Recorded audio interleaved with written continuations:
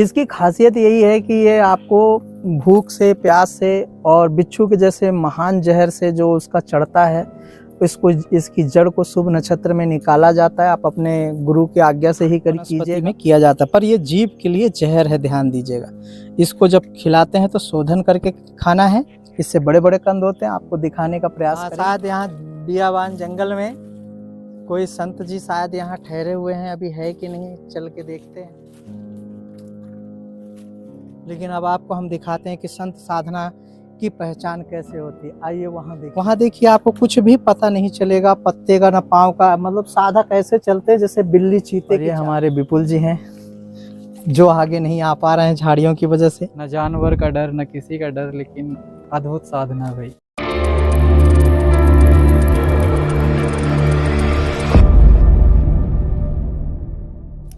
नमस्कार, बहुत स्वागत है आपका आयुर्वेदिक तांत्रिक औषधि में। एक बार फिर से हम आपके साथ जुड़ चुके हैं।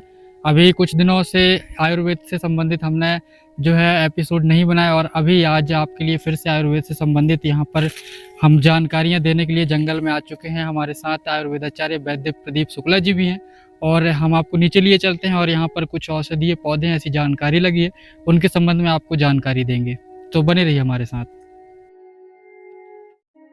अमरकंटक के माई की बगिया के पास स्थित ये जंगल है। यहाँ पर औषधीय पौधों की जानकारी हमें लगी है। आयुर्वेदाचार्य जी के साथ हम यहाँ पर आए हुए हैं, और आप रास्ते देखेंगे, ये पहाड़ी टाइप का जगह है, और यहीं से उतरकर नीचे की ओर चलेंगे जहाँ औषधीय पौधे लगे हुए हैं। ये अब नीचे की ओर हम जा रहे हैं, और बने रहिए हमारे साथ, आपको बेहद ही अच्छी जानकारी यहाँ से प्रदान की जाएंगी। थोड़ा संभल कर जाना पड़ेगा क्योंकि पथरीला इलाका है और खाई भी बहुत अधिक है।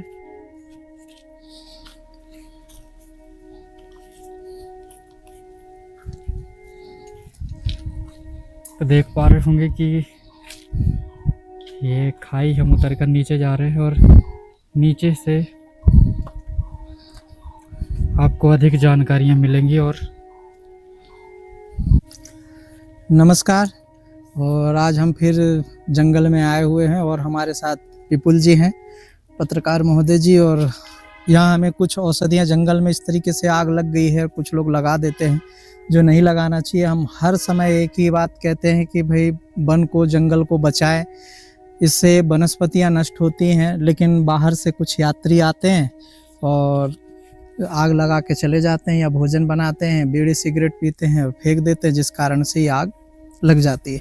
तो इन्हीं के बीच में कुछ हमारे दिव्य वनस्पति बचे हुए हैं, उनको हम आपको दिखाने का प्रयास करते हैं कि कैसे जलती है। हम आप वो भी दर्दनाक चीज़ें दिखाएंगे, और कैसे बचती हैं, उनके बीच में वनस्पतियाँ, कुदरत कैसे हमें बचाता है दैविक शक्तियों से, उसके बारे में बताते हैं।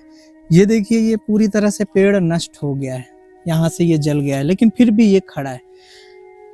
इसको आप जानते हैं, चिरचिटा कहते हैं। बड़ी तांत्रिक औषधि है। बिच्छू का विष उतारने से लेकर के बवासीर जैसे महान रोगों में, और साधकों के लिए इसके जो बीज होते हैं उसका उपयोग किया जाता है। इसमें बीज तो नहीं है, झड़ चुके हैं, फिर भी आपको अगर बीज मिल जाए तो हम दिखाने का प्रयास करेंगे कहीं कहीं।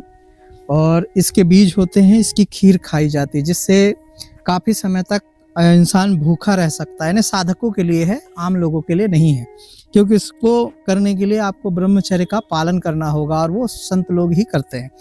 तो ये देखिए कैसे गठ बहुत पुराना पौधा है, थोड़ी सी जड़ में है, फिर भी आग के लपटों से न जाने कैसे कैसे ये बचते चला आ रहा है, और इस बार ये सूख चुका है।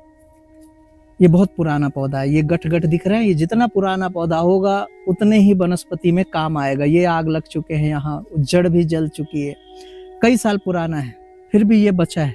ये आग की लपटों से ये हरा है, अभी पत्तियां निकल रही है। तो आपको हम सब इसीलिए कहते हैं कि आप वनस्पतियों को बचाएं, जंगल को जलने से बचाएं। ये पूरी आगों के बीच में और काफी लपट रही होगी, इसे फिर उसके बावजूद भी ये पौधा बच गया और अभी पत्तियां छोड़ रहा है। इसकी खासियत यही है कि ये आपको भूख से, प्यास से और बिच्छू के जैसे महान जहर से जो उसका चढ़ता है, इसकी जड़ को शुभ नक्षत्र में निकाला जाता है। आप अपने गुरु की आज्ञा से ही कीजिएगा, और जड़ को पीछे रख करके उसको 20 बार दिखानी होती है। या 7 बार भी कुछ लोग जैसे मंत्र होते हैं उसके आधार पे, तो उस दिखाने से धीरे धीरे विष उसका उतर जाता है। फिर इसकी जड़ को घिस कर उस जगह पर लगा दो और थोड़ा सा पिला दो तो उससे खत्म हो जाता है। साथ ही यह मिर्गी रोग में भी इसके पत्ते दिख रहे हैं छोटे छोटे, इनको घिस करके जब फिट आता है उसी बीच में नाक, मस्तक में, कान में, पाँव के तलवों में, सीने में, कंठ में, जो अपनी नाभि होती है वहाँ, हाथों की गदेलियों में और मुख में इसको डाला जाता है। दांत पीसे हुए रहते हैं, इसके अगर एक बूंद भी अगर अंदर चली जाती है तो कभी मिर्गी नहीं आती, ऐसे गुरुजनों का कथन है। तो ये इस तरीके से यह पौधा होता है। इनको जंगलों से आप बचाएं। ये पुराना पौधा है मगर नष्ट होने की कगार में है। आप देख सकते हैं ये जलकर गिर चुका है, ये आग लग चुकी है। अब ये वनस्पति नष्ट हो जाएगी, यही किसी व्यक्ति के रोगों का शमन करने में कार्य करती। तो ऐसे ही हम आज आए हैं विपुल जी के साथ, कुछ वनस्पतियां आपको दिखाएंगे दुर्लभ से दुर्लभ जो अभी अंकुरित उसमें है। आइए उतरते हैं, फिर आगे के और आपको दिखाने का प्रयास करेंगे। यहाँ भी है, वही है, इसमें कुछ बीज लगे हुए हैं। ये विपुल जी आइए थोड़ा सा इसको देखा जाए।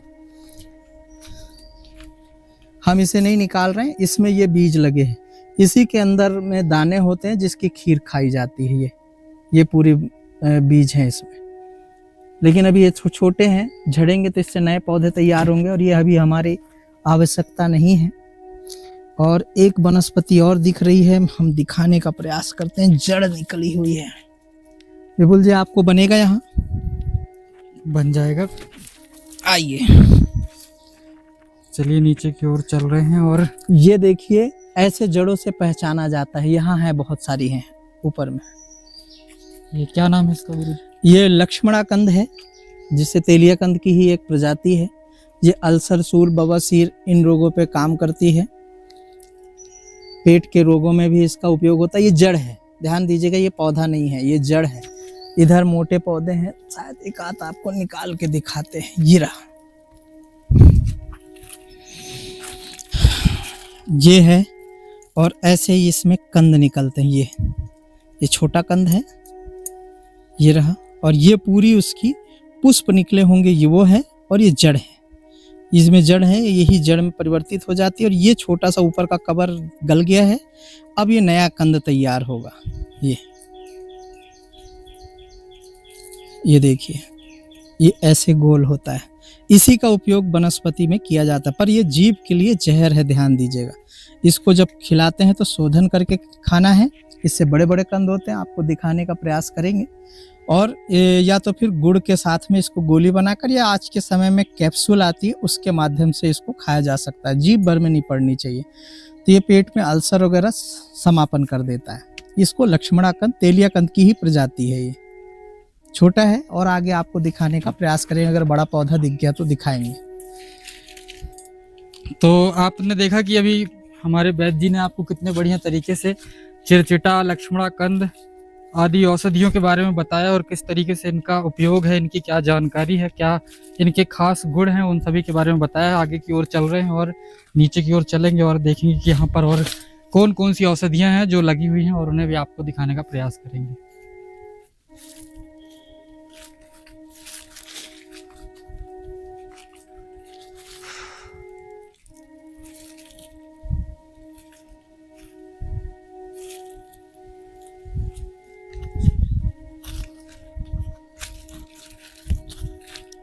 आगे की ओर हम बढ़ रहे हैं और वीरान जंगल में औषधीय पौधों की तलाश को निकले हैं।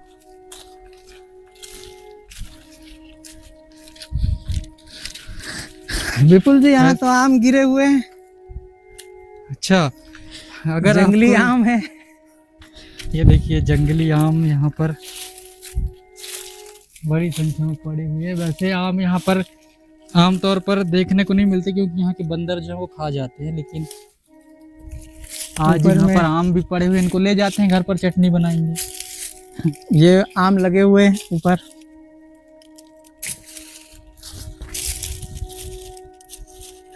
आइए, यहाँ लगता है कोई संत रुके हुए हैं। एक साइड में रख दीजिए, ले चलेंगे। हाँ, संत जी यहाँ पे। हाँ, शायद यहाँ बियाबान जंगल में कोई संत जी शायद यहाँ ठहरे हुए हैं, अभी है कि नहीं चल के देखते हैं। तो इस वीरान ओम जंगल नमो में भी नारायण। संत जी रहते हैं।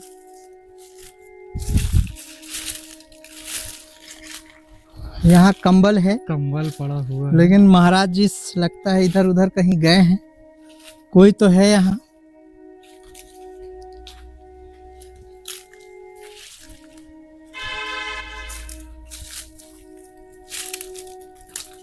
सावधानी के साथ चलना पड़ता है। देखिए धुना है और कंबल पड़ा हुआ है यहाँ पे। कोई लेडीज साधक है,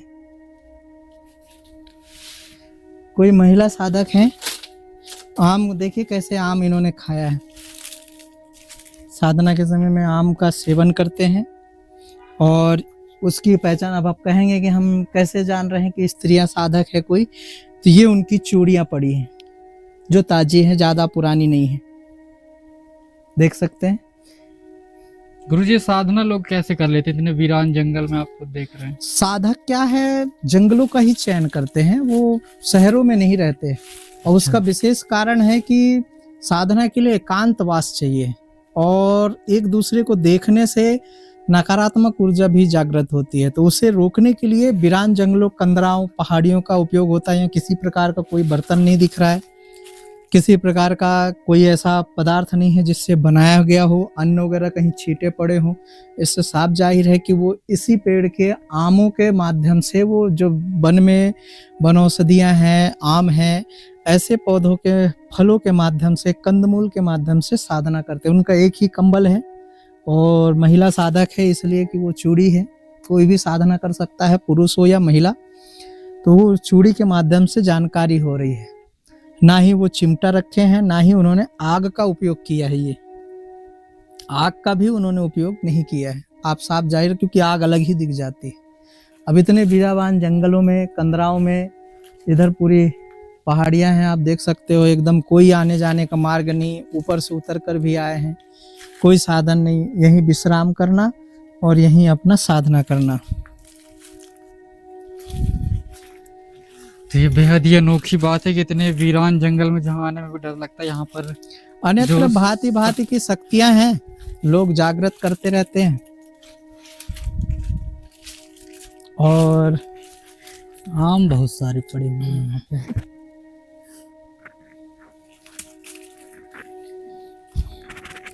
इधर शायद कुछ वनस्पतियां हो, देखें।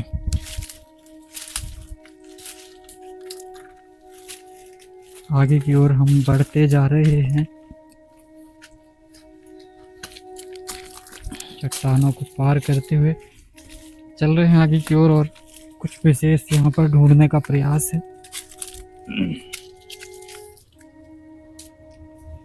इधर से रोड है, नीचे से संभल के आइएगा।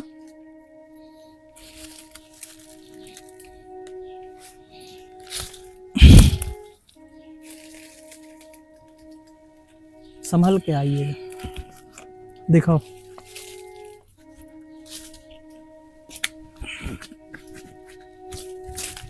चलिए चलिए, रास्ता थोड़ा मुश्किल है लेकिन हम आगे की ओर चलते जा रहे हैं। जैसा कि अब आपको दिखाया एक हमने नीचे कि संत जी साधना कर रहे थे, इधर भी कोई संत है जो साधना कर रहे हैं इस बियाबान एकदम गुफाओं में, जहां उम्मीद नहीं की जा सकती। अब ये दुर्लभ जड़ियों के बीच में, जड़ों के बीच में, अब उसकी पहचान कैसे है। एक साधक तो हम लोग जंगल में रहते हैं और जंगल की चीज़ों से देखकर समझ में आ जाता है। आपको पत्ता जैसा का वैसा दिखेगा, यानी आम आदमी के लिए समझ पाना संभव नहीं है। लेकिन अब आपको हम दिखाते हैं कि संत साधना की पहचान कैसे होती है। आइए वहाँ देखिए, कुछ आपको लाल सा दिख रहा है और आगे वस्त्र भी रखे हुए हैं। एकदम कंदराव में है, जहाँ भालू वगैरह जीव जंतु भी आ सकते हैं, सांप बिच्छू का भी रहता है और जरा सा आपको आभास नहीं होगा कि यहाँ कोई रहता है। इधर देखिए, इधर पूरी खाई गुफा है। आइए, ये देखिए पूरी खाई गुफा है। ऊपर भी देख सकते हैं, सकते हैं। अब आपको एक ऐसा दृश्य दिखाता हूँ कि आप खुद हैरान हो जाएंगे। देखिए ये आपको कंबल दिख रहा होगा ये, और इस बात का अंदाजा भी नहीं लगाया जा सकता कि यहाँ कोई कैसे जा सकता है या फिर ये कंबल यहाँ कैसे आया होगा।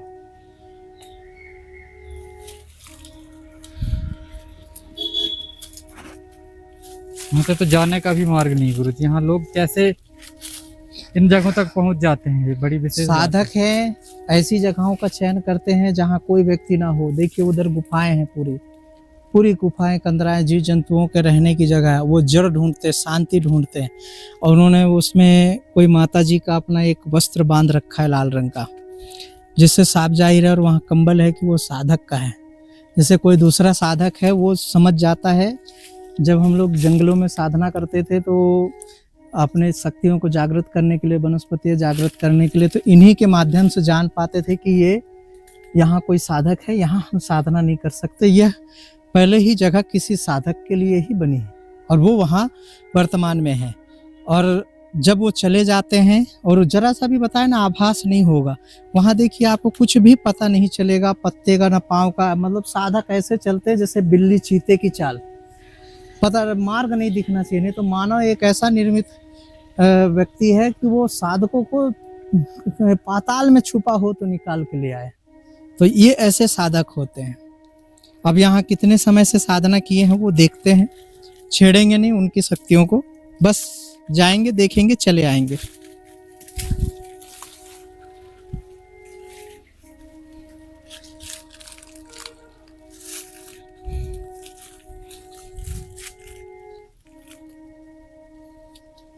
यहाँ साधना कर कर वो जा चुके हैं। यहाँ से साधना करने के बाद वो जा चुके हैं। चट्टान भी है बैठने के लिए, आकर देख सकते हो।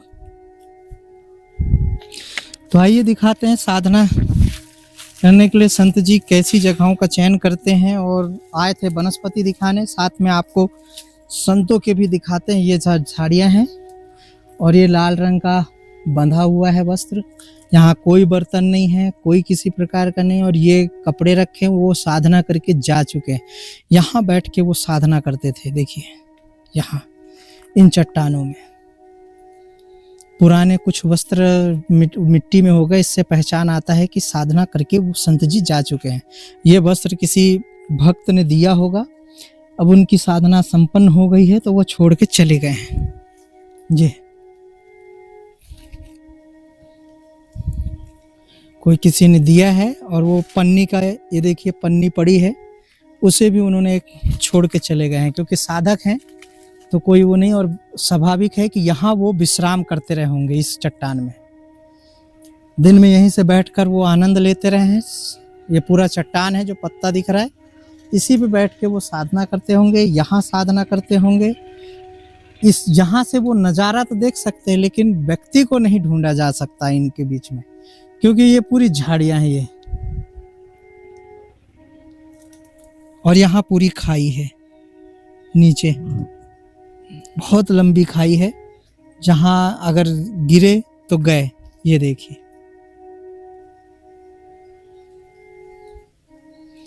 वो इन जंगलों में साधक रहते हैं, इसलिए अगर साधक होते, अगर वो मना करते तो हम आगे नहीं जा सकते थे। बाकी नहीं है तो आप देख सकते हो इन जड़ों को, कंदराओं को। और ये हमारे विपुल जी हैं जो आगे नहीं आ पा रहे हैं झाड़ियों की वजह से। इन्हें झाड़ियों के बीच यहाँ पर साधना करना कितना मुश्किल होता होगा, ये सोच भी नहीं सकते, लेकिन फिर भी। आपको कैसा लगा विपुल जी, आपको यहाँ साधना वाले स्थल में आज घूमकर? चकित रह गया मैं तो, जब देखा कि यहाँ पर कंबल पड़े हुए हैं और इतनी छोटी सी जगह पर। आप सोच भी नहीं सकते, न जानवर का डर न किसी का डर, लेकिन अद्भुत साधना भाई। साधक क्या है, बंधन क्रिया से चलते हैं, उनको कोई भी जीव जंतु नहीं पकड़ सकता, ना छू सकता है। बड़े दिनों बाद हमें समय मिला कि जंगल की तरफ जाएं और आपको औषधियों के संबंध में जानकारी प्रदान करें।